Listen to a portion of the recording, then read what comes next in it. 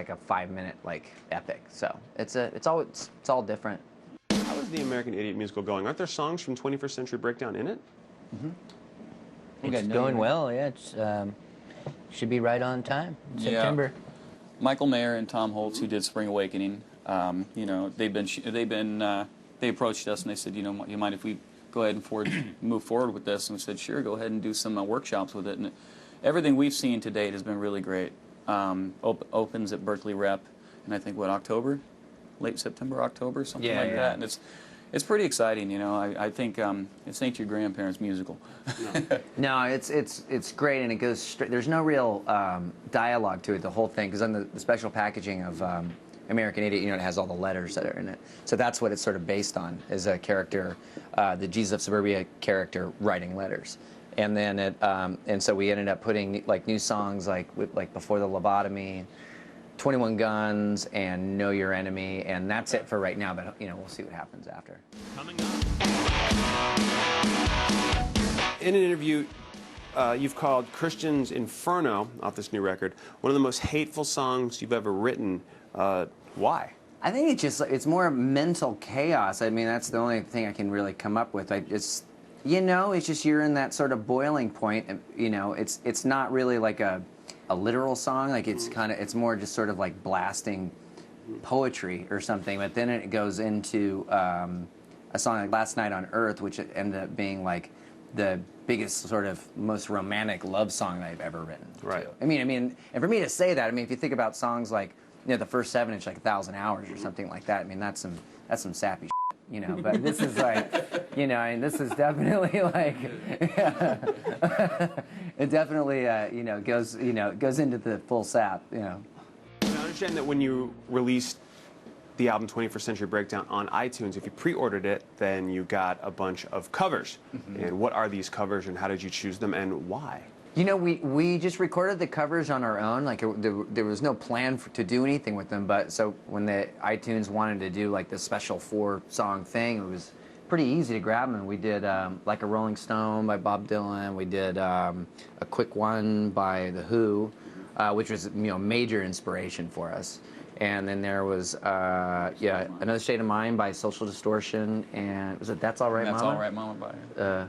Well, it wasn't originally by Elvis. Elvis. It wasn't by Elvis. but by it's somebody very who Elvis. originally covered it by, or gave it to Elvis to cover.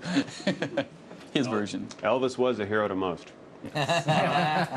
One, on a personal note, thank you for doing my all-time favorite Social D cover, and I know that was for me, so thanks. Don't refute it. Now, American Idiot Tour was such a massive tour, and to take a break from touring, you decided to form another band and go on tour, Foxborough Hot Tub. So how does that constitute a break as an artist? That was one of the funnest 10 days of hell I've ever been on in my life.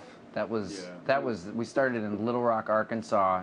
I don't know, we were just, it was just screwing around and having fun, and just, that was one of the best times ever. Like, we drank so much. It's like 2 weeks of being, you know, somebody else you always wanted to be for 2 weeks. We never got a chance to go to college, so we did our drinking on the Foxborough Hot Tubs tour. Oh. Yeah, something like that. Hundreds of PBRs were consumed amongst the 3 of us alone, I think. Yeah. Ooh, that's an awful beer. Yeah. Bless your An heart. awful lot of awful beer. Yes. Yes, and we were sick like dogs when we got home. It was awesome. Up next. Looking back on bands that inspired you, is there anyone inspiring you today? Or more specifically, who are you listening to right now? Currently, I like this band called The Marked Men. They're really good. I love this band from, like, that really tragic thing happened to them. This band called The Exploding Hearts. A really great band. And then, I mean, I love like stuff like The Creation. I love, still love The Who. I love just British Invasion and. And just kind of whatever. I was listening to Kaiser Chiefs this morning, which happened to be opening for us on our U.S. tour. That's great. Yeah, we got a few good bands opening for the tour. We've got the Franz Bravery, Ferdinand and the Bravery. Franz Ferdinand. Kaiser Chiefs. Yeah, it'll be a. Sorry, I didn't mean to talk in your backswing. That's all right. Sorry about that. That's all right. I'm used to it. Sorry. How do you choose the bands that you go on tour? So you want to tour with bands you actually like? Is there like a long list of bands that you're dying to tour with? Yeah. I mean, it's always been bands that we really like. I mean, you know, Franz Ferdinand is a great band. They write great songs, and I know a lot of people are going to want to see them, you know, and us together. And they're different from us. And then there was bands like Pansy Division that we played with that we knew that were going to be a bit controversial to people, you know, but they wrote really good songs, and you know, but also save lives at the same time. So.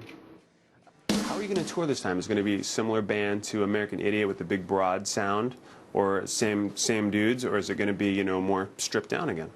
No, we're playing with Jason Freeze is on sax and piano, and Jason White, who's been with us for over 10 years now.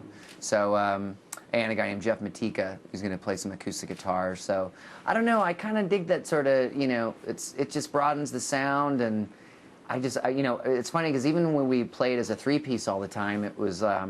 I've always loved four-piece bands, you know, or second guitar players all the time, and I don't know, now we get to do it all the time. So Something about having a rock song and a horn comes in. It's just always sounds good. Yeah, it's nice to have a melee going on with a bigger stage too, and a smaller stage. Bumping into your friends while you're on stage is really fun.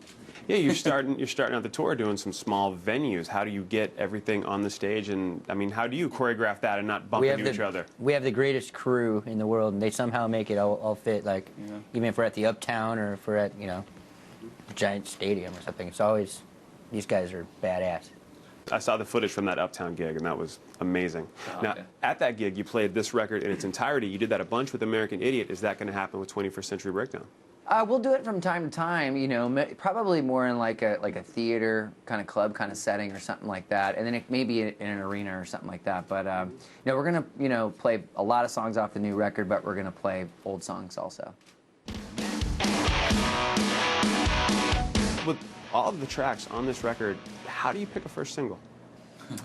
You know, Know Your Enemy just seemed like that broad stroke that it just seemed like it, you know, it just was easy to get your head around, and it, you know, it was just a really hooky riff or whatever. But you know, so that always was kind of like the obvious choice. I mean, it was kind of like American Idiot, the song was kind of the same thing. But Know Your Enemy just seemed, you know, like the right thing, and I think we're gonna go with 21 Guns after. Oh, fantastic! It's a great tune, as opposed to the rest of the garbage. The past couple of years, the music industry has really changed. Where do you guys, who've been around through, you know, a lot of the ebbs and flows over the past 30 years, where do you see the music industry headed? I think it's completely unpredictable. You know, you know, I'm sure it's you know, more digital downloads or whatever, but I don't know. I think that, you know, we're at the end of a decade right now, and I think there's going to be some band in their garage that are just kicking ass right now. They're going to come out and like.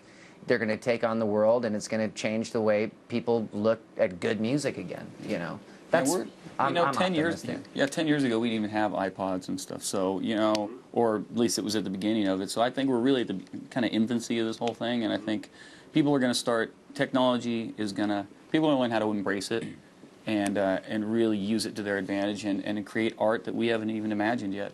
Cool, and I want to end with 21st Century Breakdown's been, I mean, well received. I mean, critics are going crazy for it, which is always nice. Fans, of course, looking forward to it. What is Green Day happy about with this record?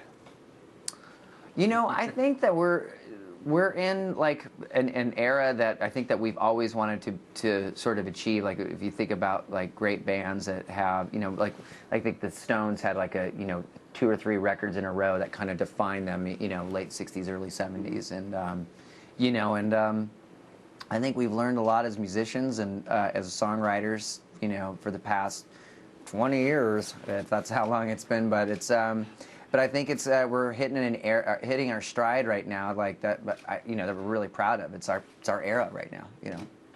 The era of Green Day. The era of Green Day. The era. Fuse Fest presents Warp Wednesday. No one does the Vans Warp Tour like Fuse.